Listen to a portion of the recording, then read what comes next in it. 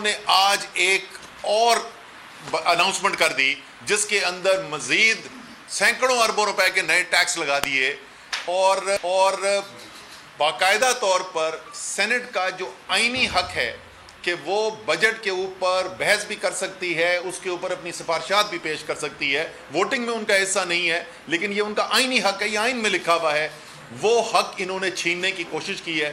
تو سب سے پہلے تو ہمارا مطالبہ یہ ہے کہ بجٹ تو آج مکمل ہوا ہے اور آج کے دن سے 14 دن اور مزید دینے چاہیے سینٹ کو تاکہ سینٹ اس کے اوپر بحث بھی کرے اور سینٹ اس کے بعد جو ہے اپنا نقطہ نظر بھی پیش کرے اور اپنی سفارشات بھی پیش کرے۔ اگر یہ نہیں کریں گے تو یہ غیر آئینی بجٹ ہوگا اور یہ بجٹ جو ہے پھر یہ کورٹس کے اندر چیلنج بھی ہو سکتا ہے۔ تو سب سے پہلی بات تو ہم آپ کو یہ کہنا چاہ رہے تھے۔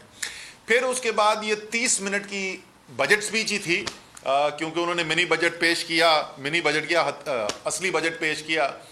اور مزے کی بات یہ ہے کہ اتنی بھی ہمت نہیں تھی کہ قومی اسمبلی کے فلور پہ جا کے اس کو پیش کرتے۔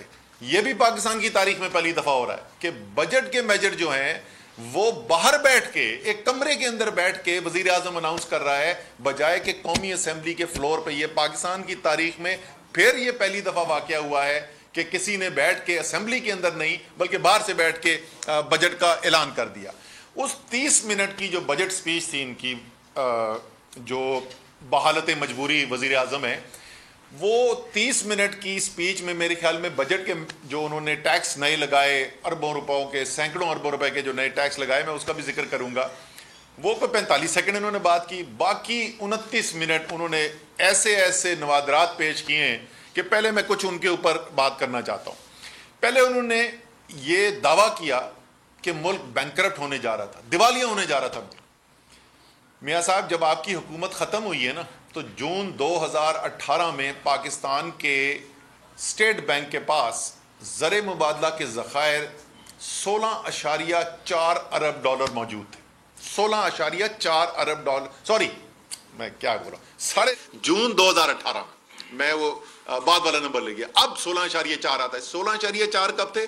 جس دن یہ سازش کی بنیاد پر، بیرونی مداخلت کی بنیاد کے اوپر یہاں پہ عدم اعتماد تحریک لائی گئی، تو وہ جو 9.7 ارب ڈالر کے ذخائر تھے مسلم لیگ نون کی حکومت ختم ہونے کے بعد، وہ عمران خان کی حکومت نے بڑھا کر 16.4 ارب ڈالر تک لے گئے تھے، یعنی تقریباً اس کے اندر 7 ارب ڈالر کا اضافہ کر چکے تھے۔ یہ دیوالیہ نہیں ہونے جا رہا تھا میاں صاحب، یہ بہتری کی طرف جا رہا تھا ملک۔ 6% معیشت کی ترقی کی رفتار ہو چکی تھی، صنعتیں بڑھ رہی تھی، فصلوں کے ریکارڈ قائم ہو رہے تھے، برآمدات کے ریکارڈ قائم ہو رہے تھے، ترسیلات کے ریکارڈ قائم ہو رہے تھے۔ لیکن دیوالیہ پن جو ہوتا ہے، کیونکہ وہ زر مبادلہ کے ذخائر سے جڑا ہوا ہوتا ہے، تو اس کے اندر بھی 9.7 ارب ڈالر سے بڑھ کے 16.4 ارب ڈالر تک پہنچ چکا تھا پاکستان۔ اس کے بعد کیا ہوا؟ جس دن عدم اعتماد کی تحریک آئی، اس سے لے کر پچھلے ہفتے تک ایگزیکٹلی پورے آدھے ہو چکے ہیں ہمارے زر مبادلہ کے ذخائر۔ 16.4 ارب ڈالر سے کم ہو کے 8.2 ارب ڈالر کے اوپر آ گئے ہیں۔ آدھے ذخائر ہمارے اڑ گئے صرف 3-3.5 مہینے کے اندر، اور وہ جو محنت کر کے عمران خان کی حکومت نے زر مبادلہ کے ذخائر میں 3.25 سال اضافہ کیا تھا، وہ 3.25 سال کا اضافہ جو ہے وہ 3 ماہ کے اندر اندر سب غائب ہو گیا۔ بلکہ ہم اس وقت جہاں پر کھڑے ہیں، یہ جون 2018 سے بھی 1.5 ارب ڈالر کم پہ کھڑے میں۔ یہ ہے دیوالیہ پن۔ یہ دیوالیہ پن آپ کے آنے کے بعد ہوا ہے میاں شہباز شریف، یہ آپ کو ملا نہیں تھا۔ IMF کے اچھا، یہ سب کرنے کے باوجود 120 روپے ڈیزل کی قیمت بڑھانے کے بعد، 84 روپے پیٹرول کی قیمت بڑھانے کے بعد، تقریباً 45% بجلی کی قیمت بڑھانے کے بعد، 47% گیس کی قیمت بڑھانے کے بعد، آٹا مہنگا، چینی مہنگی، گھی مہنگا، یہ سب، اور آج سینکڑوں اربوں روپے کے اور ٹیکس لگانے کے بعد آج بھی وہ یہ فرما رہے ہیں کہ اگر IMF نے کوئی نیا مطالبہ نہ کیا تو پھر ہمارا معاہدہ ہو جائے گا۔ بہت سادہ الفاظ میں اس وقت اگر میں بیان کروں کہ کیا صورتحال ہے اس امپورٹڈ حکومت کی IMF کے سامنے، تو میں صرف ایک جملے میں کہہ سکتا ہوں کہ IMF نے ان کو لمحہ پا دیا۔ ان کو سمجھ نہیں آ رہی یہ پاکستان کے عوام کے ساتھ کریں کیا۔ اس کے باوجود ان کا ابھی تک معاہدہ نہیں ہو سکا. اور مجھے تو یہ لگتا ہے کہ روز صبح یہ اٹھتے ہیں اور سوچتے ہیں کہ آج پاکستان کا کون سا طبقہ ہے جس کے ساتھ ظلم کیا جائے. سب سے پہلے تو عوام کے اوپر جو مہنگائی کا بوجھ ڈالا جس کی پاکستان کی تاریخ میں کوئی نظیر نہیں ہے. آج ابھی میرے خیال میں کسی وقت بھی اس وقت جو ضروری اشیاء ہوتی ہیں ان کی خرید و فروخت کے اوپر جو ہے افراط زر کا ہر ہفتے آتا ہے. ابھی وہ آ جائے گا یا آ چکا ہوگا یا آنے والا ہوگا. پچھلے ہفتے وہ 27.8% پہ پہنچ چکی تھی ایس پی آئی کا افراط زر کا جو شرح تھی. اس دفعہ لگتا یہ ہے کہ شاید 30% سے بھی اوپر پہنچ جائے. اب انہوں نے کیا کیا ہے کہ انہوں نے کہا کہ وہ معیشت کے سیکٹرز، وہ معیشت کا حصہ جو پیداواری صلاحیت رکھتا ہے، جو معیشت کے بڑے ہونے میں، جو روزگار پیدا ہونے میں مددگار ہو سکتا ہے، آج کا بجٹ اس کے اوپر ایک بہت بڑا حملہ ہے. اور یہی وجہ ہے کہ شہباز شریف کی تقریر کے دیکھتے دیکھتے اس کے بعد جو ہے 2000 پوائنٹ سے زیادہ مارکیٹ گر چکی تھی.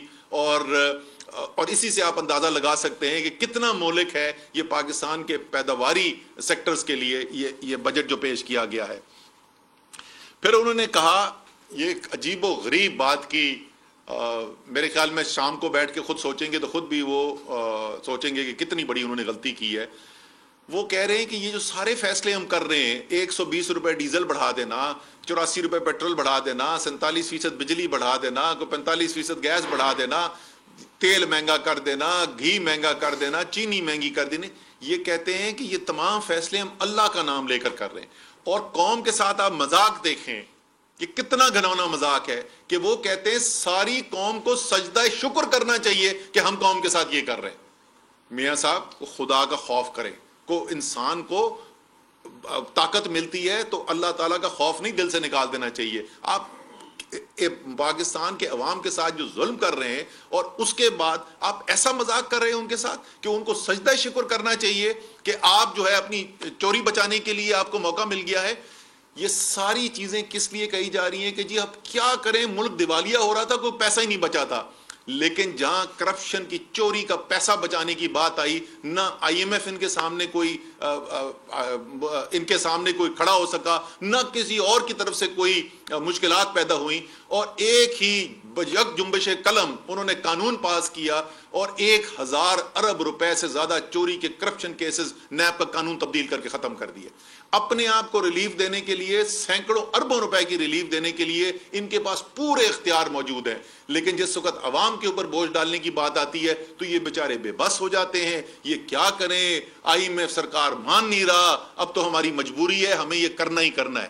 یہ نہیں ہے میاں صاحب، آپ کے پاس بھی یہ چوائس تھی کہ یا کرپشن کا پیسے کے اوپر آپ کھڑے ہو کے سٹینڈ لے لیتے یا آپ جو ہے عوام کی بہتری کے لیے سٹینڈ لے لیتے. آپ نے یہ فیصلہ کیا کہ کرپشن کے میں نے اپنے پیسے بچانے ہیں، میں نے عوام کی مشکلات کے لیے کوئی سٹینڈ نہیں لینا. پھر انہوں نے یہ بھی کہا کہ یہ سب کچھ وہ کر رہے ہیں ضمیر کی آواز کے اوپر. میاں صاحب، جنرل احتشام ضمیر تو ریٹائر ہو گئے، پتہ نہیں اللہ تعالیٰ حیات رکھے ان کو، مجھے نہیں پتا وہ ہیں یا نہیں ہے. یہ کون سے ضمیر کی آواز اس دفعہ بول رہی ہیں میاں صاحب؟ یہ آپ خود بتانا پسند کریں گے یا یہ بھی تاریخ بتائے گی کہ کس کی ضمیر کی آواز بول رہی تھی؟ ذات کو کہتے ہیں میں نے پاکستان کے لیے قربان کر دیا.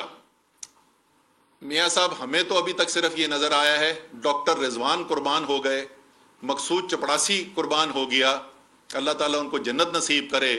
آپ کی کرپشن بچاتے بچاتے اور پتہ نہیں کتنے قربان ہو جائیں گے. آپ کی ذات تو جس دن آپ کے فرد جرم عائد ہونا تھا اس دن آپ بیٹھ کر وزیر اعظم کا حلف لے رہے تھے. کون سی قربانی دی ہے آپ نے؟ اور وہ کہتے ہیں ہم سب کو حصہ ڈالنا پڑے گا، جو تمام لوگ ہیں روکھی سوکھی کھا کے گزارنی پڑے گی. روکھی سوکھی تو کھلا دیا آپ نے عوام کو. میں آپ کو بتاؤں اتنی خطرناک صورتحال پیدا ہو رہی ہے، یہ میں نے علی آپ کو بھی نہیں بتایا. کل F9 کے ٹریفک سگنل پہ آ کے گاڑی رکی تو ساتھ والی گاڑی آلٹو تھی چھوٹی، اس میں ایک بارش بزرگ بیٹھے ہوئے تھے. انہوں نے کھٹکھٹایا کھڑکی میری، گاڑی میں خود گاڑی چلا رہے تھے، گاڑی میں چلانے والا بندہ. میں نے نیچے کیا، میں نے کہا شاید کچھ کہنا چاہتے. کہتے ہیں کہ گزر بسر بہت مشکل سے ہو رہا ہے اور کچھ مدد ہو سکتی ہے. یہ صورتحال آپ نے کچھ روکی سوکھی تو آپ کھلا رہے ہیں، لیکن ہم آپ سے جاننا چاہتے ہیں کہ ون ہائیڈ پارک کا پیسہ، ایون فیلڈ اپارٹمنٹس کا پیسہ، حدیبیہ کا پیسہ، اس میں سے کتنا پیسہ آپ قربان کرنے کو تیار ہیں, آپ کتنی قربانی دینے کے لیے تیار ہیں ملک کی اس مشکل وقت کے اندر جو آپ کے پیدا کردہ مشکل حالات ہیں اس سے گزرنے کے لیے. اچھا, ایک اس ٹیم کی بڑا ہم نے سنا تھا جی, بڑے چرچے تھے, بڑی قابل ٹیم ہے, بڑی اہل ٹیم ہے. اس اہل ٹیم کی معیشت کی پالیسی آپ ذرا آپ سنیں کہ کیسے کیسے شاہکار ہمیں سننے کو ملتے ہیں. ایک بڑے اچھے پڑھے لکھے صاحب جو ہیں انہوں نے ارشاد یہ کیا کہ پاکستان کی معیشت کے تمام مسائل کا حل یہ ہے کہ قوم جو ہے وہ چائے پینی کم کر دیں, یعنی عوام جو ہے وہ چائے پینی کم کر دیں تو پاکستان کی معیشت ٹھیک ہو جائے گی. لیکن بڑے میاں صاحب جو ہیں وہ یورپ میں کشتیوں پہ لیٹ کے اپنے مزے میں زندگی گزارتے رہیں, ان کو کچھ کرنے کی ضرورت نہیں ہے, قوم چائے پینی کم کر دے تو معیشت ٹھیک ہو جائے گی. پھر اس کے بعد آج ایک اور عظیم معاشی فلسفہ پیش کیا جناب شہباز شریف نے, اور وہ کہتے ہیں کہ میں جان لڑا کر اور ساری رات جاگ کر مہنگائی کم کروں گا. جان لڑا کر اور ساری رات جاگ کر میں مہنگائی کم کروں گا. تو میاں صاحب پہلا تو آپ سے سوال یہ ہے کہ کیا اب ہم یہ سمجھیں کہ وہ جو آپ کا کپڑے بیچ کر مہنگائی ختم کرنے والا منصوبہ تھا وہ آپ نے اب ختم کر دیا, اب یہ ساری رات جاگنے والا فارمولہ استعمال ہوگا؟ یہ حالت ہے اس معاشی ٹیم کی اور اس حکومت کی. نہ ان کی کوئی معاشی پالیسی ہے, نہ ان کو پتا ہے کس طرف جانا ہے. ایک چیز ان کو, بلکہ دو چیزیں ان کو بالکل کلیئر پتہ ہیں. ایک, ان کو یہ پتا ہے کہ وہ آئے کیوں ہیں, اور وہ خرم دستگیر نے سب کے لیے اگر کوئی ابہام تھا کسی کے دماغ کے اندر تو وہ انہوں نے دور کر دیا, اور انہوں نے کہا کہ جناب ہمیں تو پتہ یہ چل رہا تھا کہ اگلے چند مہینوں میں ہمارے تمام کرپشن کے کیسز جو ہیں وہ منطقی انجام تک پہنچنے والے ہیں, اور اس کے بعد ہمارا دولت بھی گئی, ہماری سیاست بھی گئی, اس لیے ہمیں سازش کر کے عمران خان کو گرانا ضروری تھا. ایک تو اس کے اوپر بالکل واضح ہیں, اسی لیے 2 مہینے نہیں لگائے انہوں نے نیب کا قانون بدل کے 1000 ارب روپے کی چوری جو ہے اس کو اڑا کے رکھ دیا. دوسری چیز ان کو یہ بالکل واضح ہے کہ ہمیں عوام نہیں لے کر آئی حکومت کے اندر. یہ اس لیے ان کو فکر نہیں ہے عوام سوچتی کیا ہے, ان کو صرف فکر یہ ہے کہ وہ جو ہمیں لے کر آئے ہیں وہ کیا چاہتے ہیں. وہ امریکہ جس نے واضح بیرونی مداخلت کی, اور یہ الفاظ میرے نہیں ہیں, یہ قومی سلامتی کمیٹی کے الفاظ ہیں, واضح بیرونی مداخلت کی, وہ امریکہ جو ہے وہ کیا ہمارے اقدامات ہیں جن سے خوش ہوگا؟ کیا اسرائیل کو تسلیم کرنے سے وہ خوش ہوگا, یا وہ بھارت کے ساتھ اس کے باوجود کہ بھارت جو ظلم اور تشدد کر رہا ہے مسلمانوں کے اوپر کشمیر کے اندر تجارت کھولنے سے ہوگا؟ کیا چیز ہے؟ یا افغانستان کے لیے پاکستان میں اڈے دینے سے ہوگا؟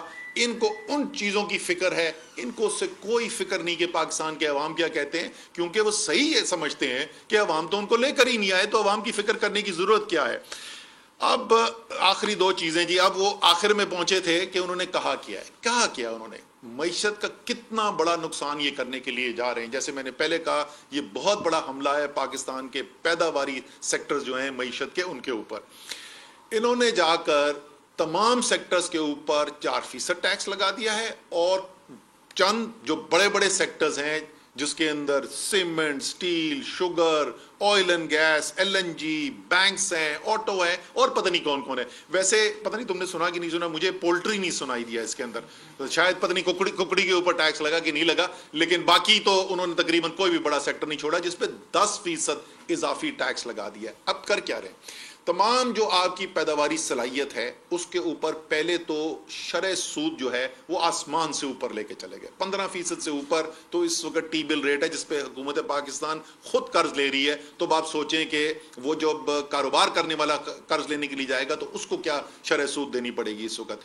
اس کے بعد ان کی آمدن کے اوپر اضافی ٹیکس, اور بھاری اضافی ٹیکس لگا دیے, جو پچھلے 20 سال کی پالیسی تھی کہ آہستہ آہستہ اس کو ہم کم کر کے لا رہے تھے, کیونکہ ابھی بھی پاکستان میں دوسرے ممالک سے نسبتاً ذرا زیادہ ٹیکس تھے. اس کو کم کرنے کے بجائے اس میں بے تحاشا اضافہ کر دیا.